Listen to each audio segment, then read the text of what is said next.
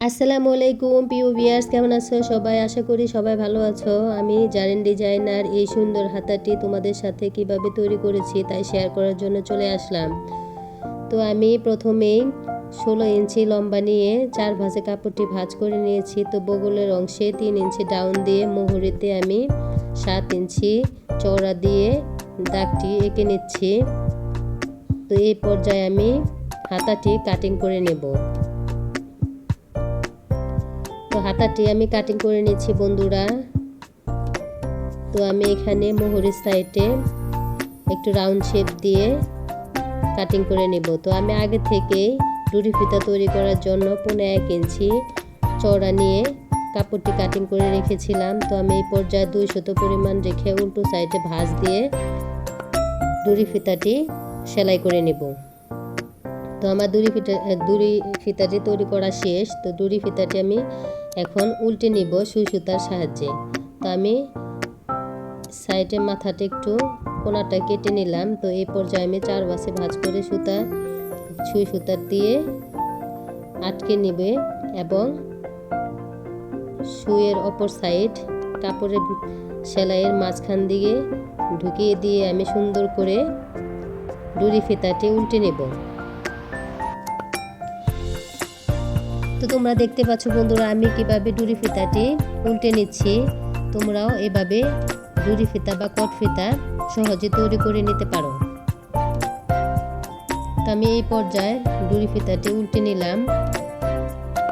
তো আমি এখন সুতাটি কাটিং করে নিব।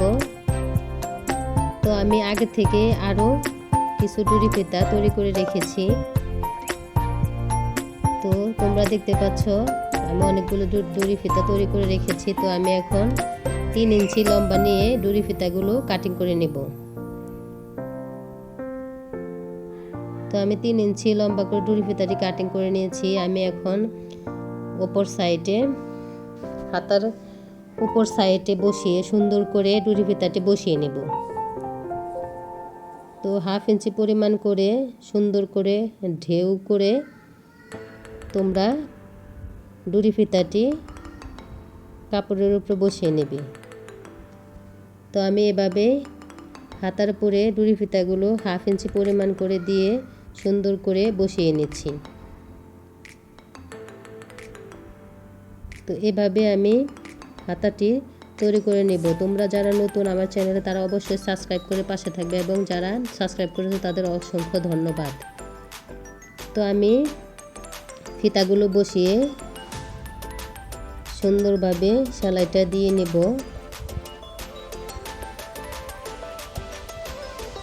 তো আমি একে একে সবগুলো ডুরি ফিতা বসিয়ে নিয়ে নিলাম।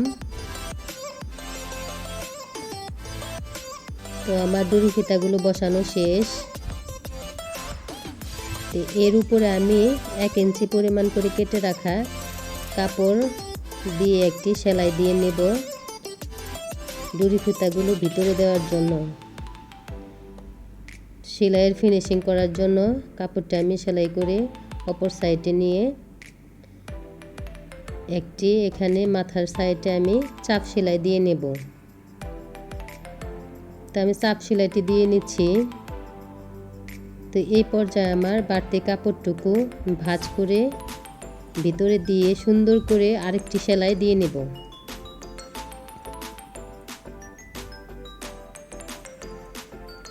তো আমি এই সেলাইটি দিয়ে নিলাম।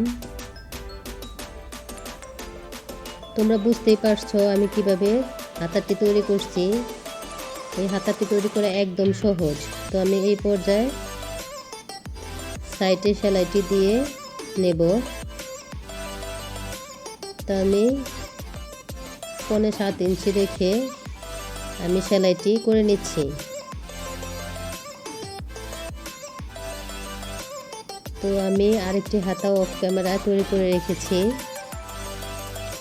তো আমার হাতাটি সেলাই দেওয়া শেষ। তো আমি এই পর্যায়ে হাতাটি উল্টো করে নিচ্ছি। উল্টে নিয়ে আমি তোমাদের সাথে দেখিয়ে দিলাম কিভাবে হাতাটি তৈরি করলাম। তো হাতাটি কেমন হয়েছে বন্ধুরা অবশ্যই কমেন্টে জানাতে ভুলবে না। আল্লাহ হাফেজ। Thank you for watching.